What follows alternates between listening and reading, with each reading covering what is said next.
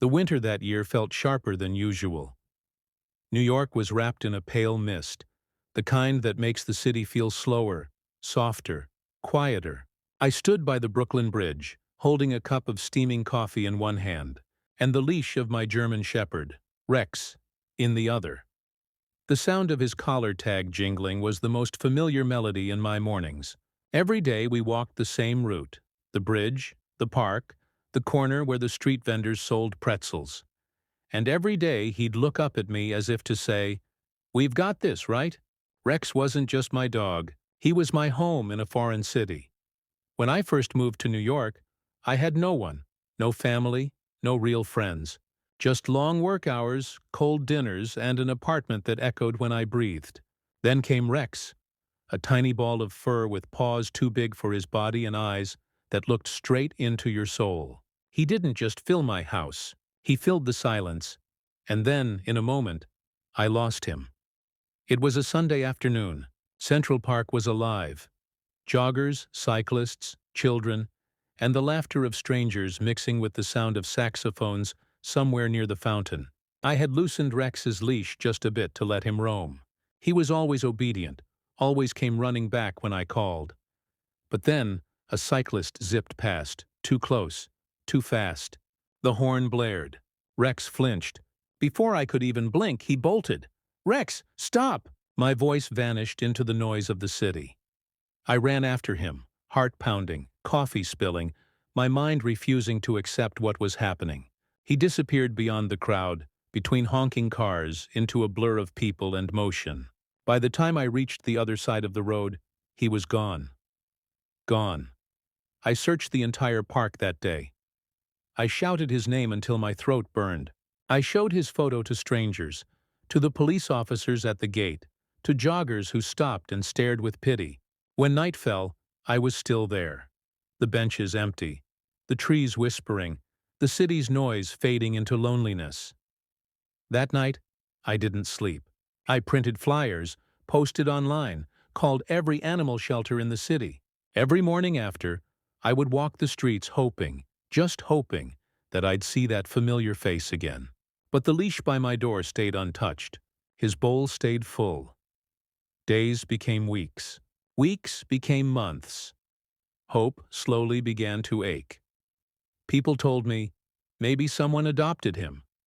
Others said, dogs forget after a while. But I couldn't believe that. Rex wasn't just a dog, he was my dog. He knew my voice, my footsteps, my scent. He used to rest his head on my lap when I came home tired. You don't forget that kind of bond. Not him, not me. A year passed. Then another. New York changed around me. New buildings, new faces, new stories. But I stayed the same. Every time I saw a German Shepherd on the street, my heart jumped. I'd whisper his name under my breath. Once outside a subway station, I saw a stray that looked just like him. Same amber eyes, same walk. My heart stopped. But when I got closer, I realized it wasn't him. And that was the cruelest part. The almosts. I went home that night and sat by his old bed. I ran my fingers over the torn edges of his favorite toy, the one I could never throw away. I realized I had been living in two worlds, one where I tried to move on, and one where I was still standing in Central Park, watching him run away. But somewhere deep down, I still believed he was out there, maybe sleeping on someone's porch, maybe hiding under a bridge, maybe just trying to find his way back home. And one quiet night, as the city hummed outside my window, I made a promise. I wasn't going to stop looking. If he was still breathing somewhere in this city, then I owed it to him to keep searching. Even if it took years, even if no one believed me. Because Rex wasn't just a dog I lost, he was the part of me that still believed in love, loyalty, and the kind of connection that distance can't kill. That night, I opened the old box of his photos again. I looked into those brown eyes frozen in time, and I whispered, "I'll find you." And maybe, somewhere far away, under the same New York sky, he heard me. They say New York never sleeps, but some nights, it feels like it forgets. 2 years had passed since that winter afternoon when Rex disappeared, and the city had swallowed my story like a drop in the ocean. The flyers were gone, the posts buried under millions of new ones, and even my closest friends had stopped asking, "Did you find him?" But I hadn't stopped looking, not for a single day. Every Saturday I visited shelters across the city, from Manhattan to Queens, from the Bronx to Brooklyn. I'd walk through rows of cages, faces staring back at me, some curious, some afraid, some lifeless. Every bark, every whimper felt like a piece of my heart being tested. I'd whisper his name, "Rex?" And wait. Sometimes one of them would tilt their head, and for half a second I'd believe it was him. But it never was. The volunteers began to recognize me. They'd say, "Still no luck, huh?" And I'd smile, pretending not to feel the weight of those words. My apartment walls became a map, pins, strings, and notes marking every possible sighting. German Shepherd seen near East Village. Large dog wandering in Queens. I followed every lead. Sometimes I'd walk for hours, chasing shadows, chasing ghosts. Once, I got a call from an old woman in Harlem who said, "I think your dog's been sleeping in the alley behind my building." I went there at midnight. She met me with a flashlight and a soft voice. "He comes here sometimes," she said. But when I waited, all I found were empty cans and the sound of rats scurrying.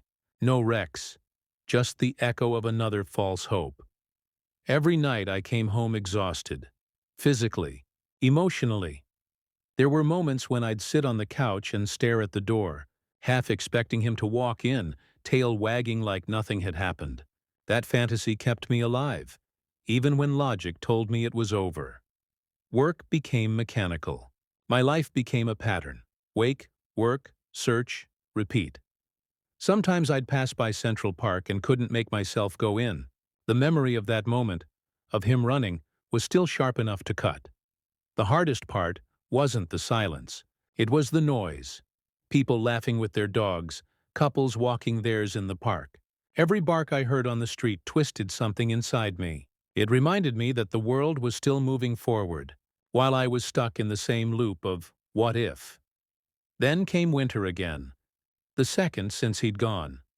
It was snowing that night, flakes falling under the yellow glow of the streetlights. I had gone out for a late walk just to clear my head. I passed a convenience store near Fifth Avenue, and that's when I saw it. A poster, a missing dog notice taped to the glass. Not mine, but another German Shepherd. Still I stopped. The dog in the photo looked strikingly like Rex.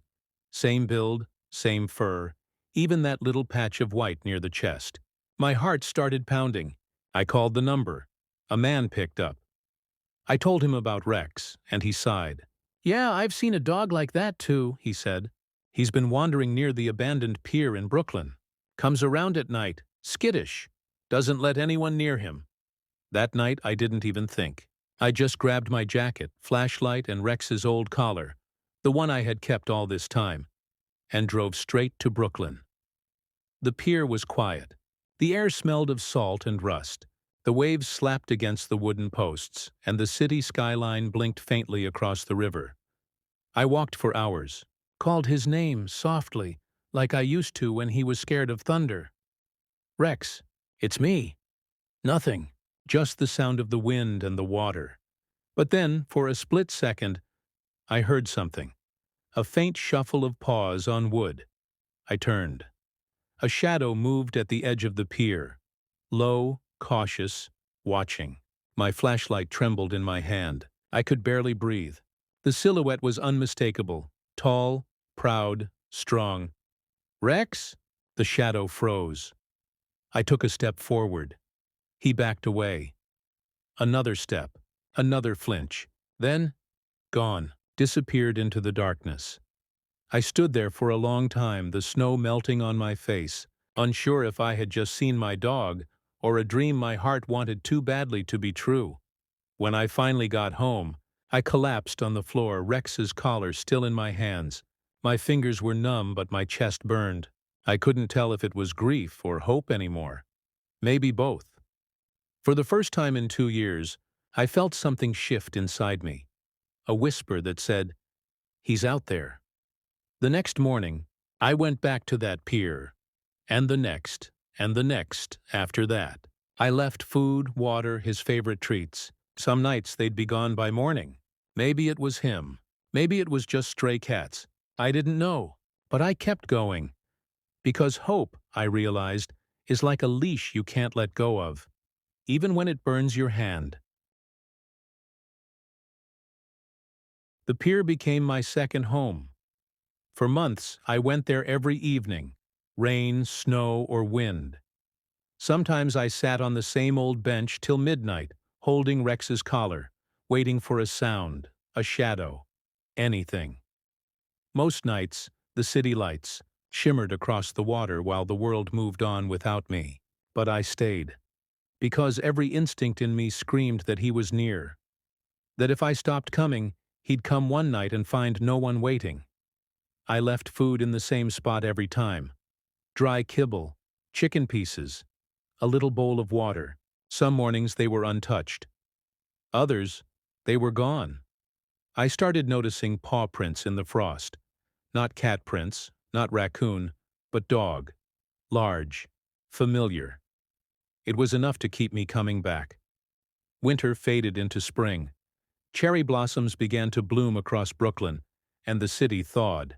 I hadn't seen him again, not since that shadow on the pier months ago, but I felt him, like a pulse running through the streets, invisible yet real. One night, a janitor from a nearby warehouse stopped to talk. "You the guy who keeps coming here?" he asked. "Yeah," I said. "Looking for my dog." He squinted toward the dark end of the pier. "There's a big German shepherd around sometimes. Keeps his distance, but I see him watching. Real quiet one." My heart jumped. "When did you last see him?" "Last night," he said. "He was limping a bit." That one word, limping, hit me like a punch. Rex had an old scar on his right paw from when he'd stepped on broken glass as a pup.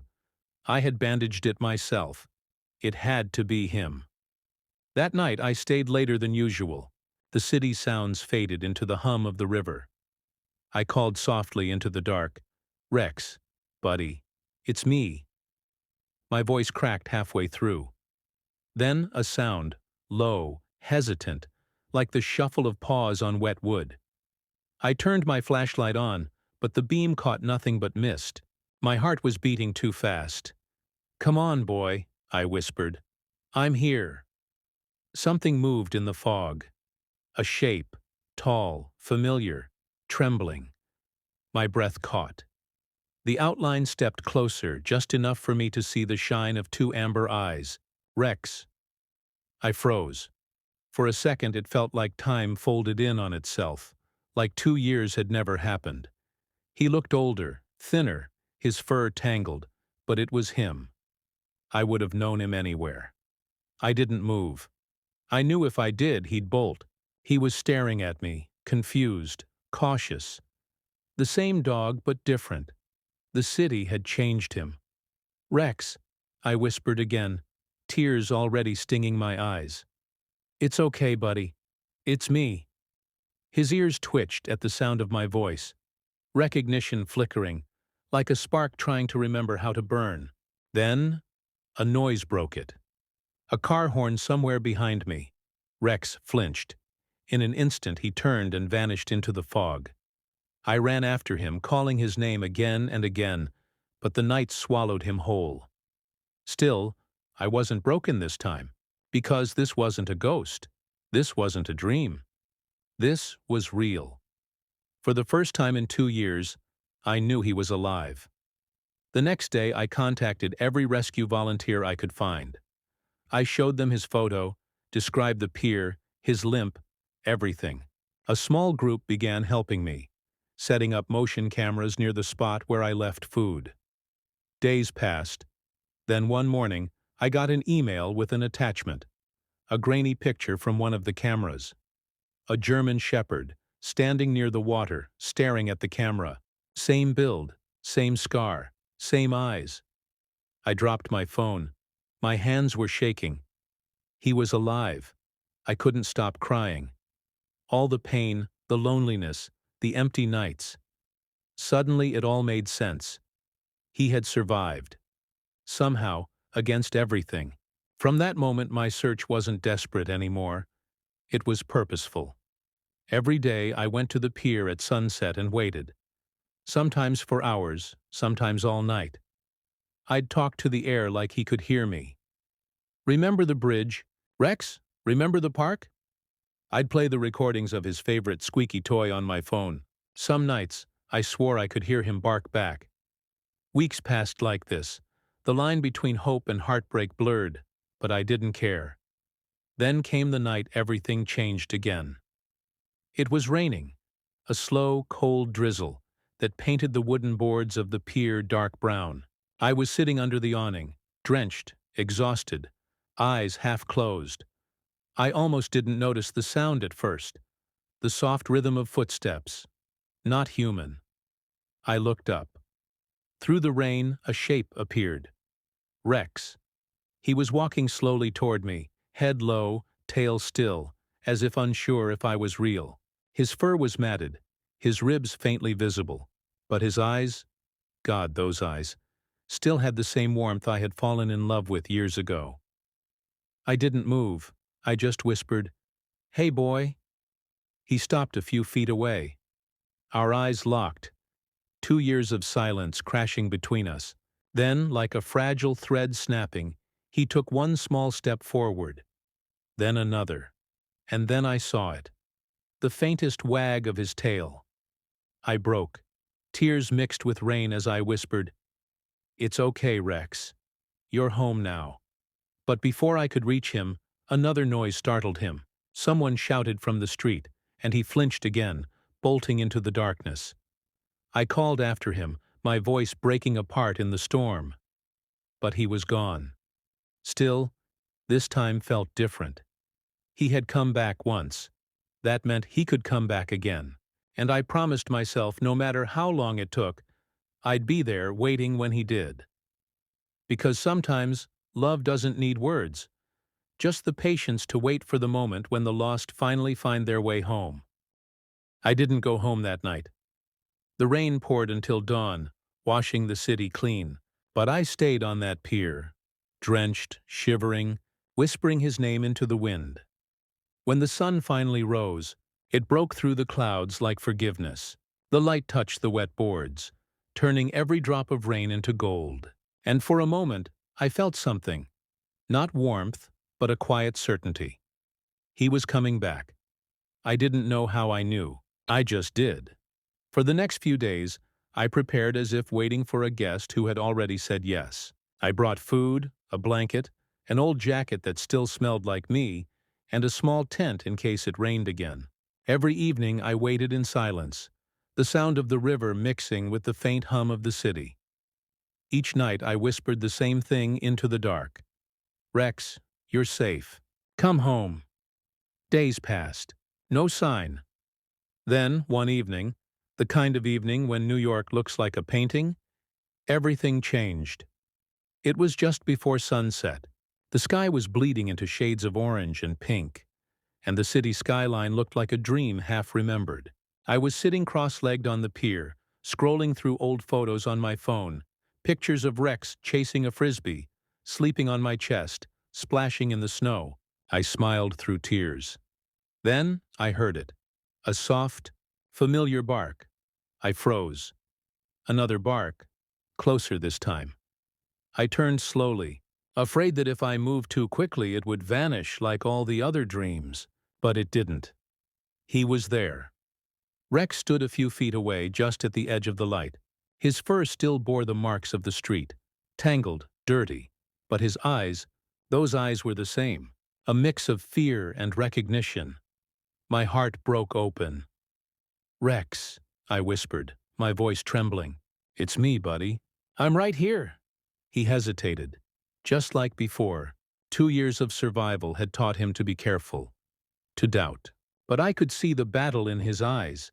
Instinct versus memory, fear versus love. I didn't move closer. I just reached into my bag and pulled out his favorite toy. A squeaky red ball, The same one he used to chase across Central Park, the one I could never bring myself to throw away. I squeezed it once. Squeak. His ears twitched. I squeezed it again. This time he took a step forward, then another, then another. When he was just a few feet away, he stopped and stared at me. Really stared, like he was searching my face for proof that I was real. I didn't say anything. I just smiled and whispered, "Welcome home." And then it happened. His tail moved, once, twice, then wagged furiously, uncontrollably. A whine escaped his throat as he leapt forward, crashing into my chest, his paws wrapping around me like he never wanted to let go. I broke completely. I held him, sobbing, laughing, shaking all at once. "You did it, Rex! You found me!" He buried his face in my neck, whining softly, the sound of 2 years of pain melting away in seconds. I could feel his heartbeat racing against mine. 2 rhythms that had once been separated by distance, now perfectly in sync again. People passing by stopped and stared. A man and his dog soaked in sunset and tears. Some smiled, some clapped, some just looked away, as if afraid to disturb something sacred. But for me, the world had disappeared. There was no New York, no sound, no time, just us. After a while, I led him to the blanket and fed him gently, piece by piece. He ate slowly, cautiously, as if he couldn't believe it was real. Every bite was a memory restored. When I finally put his old collar back around his neck, my hands trembled. It was like closing a circle that had been open for far too long. The tag clinked softly, that same familiar sound from the mornings on the bridge. And just like that, it was morning again in my heart. We went home together that night. The city looked different, brighter, somehow quieter. People smiled when they saw us walking side by side. Rex stayed close, his tail brushing my leg as if making sure I wouldn't disappear again. When we reached the apartment, he paused at the door. I opened it slowly, letting him walk in first. He sniffed every corner, the couch, the kitchen, his old bed. When he reached his bowl, he stopped and looked back at me, tail wagging. It was still there, the same stainless steel bowl I had filled every night even when he was gone. I had never been able to throw it away. He looked at it, then at me, and I swear I saw understanding in his eyes. He knew. That night, Rex lay on the floor beside my bed, his head resting on my arm just like he used to. I couldn't sleep, not because I was restless, but because I didn't want to miss a single breath of that moment. I watched him sleep, his chest rising and falling, the faint sound of his breathing like a lullaby I thought I'd lost forever. Somewhere in the middle of the night, he stirred, lifted his head and licked my hand. It was his way of saying, "I'm home." I whispered back, "You never really left." The days that followed felt unreal. I took him to the vet. He was underweight, a little weak, but healthy. The vet said, "It's a miracle he survived this long." I smiled. "He always was a fighter." Rex slowly returned to himself. His fur grew soft again, his eyes brightened, and his bark, oh, that bark, filled the house once more. We went back to Central Park one morning. The air was crisp, the trees gold with autumn. I unclipped his leash and said, "Go on, boy."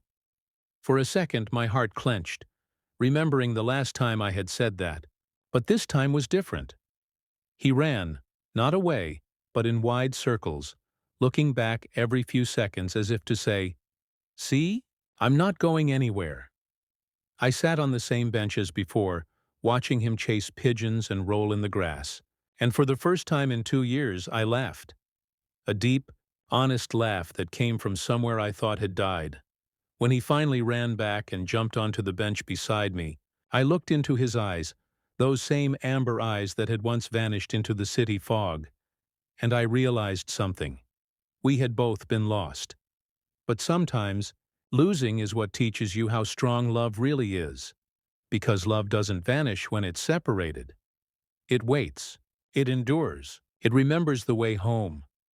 I wrapped my arm around him, whispering into his fur, "We're okay now." He rested his head against my shoulder. eyes half closed, completely at peace. And as the city buzzed around us, I understood that the story wasn't about losing a dog and finding him again. It was about faith, the kind that refuses to die, even when the world tells you it's over. It was about learning that home isn't a place. It's a heartbeat that remembers you, even after years of silence.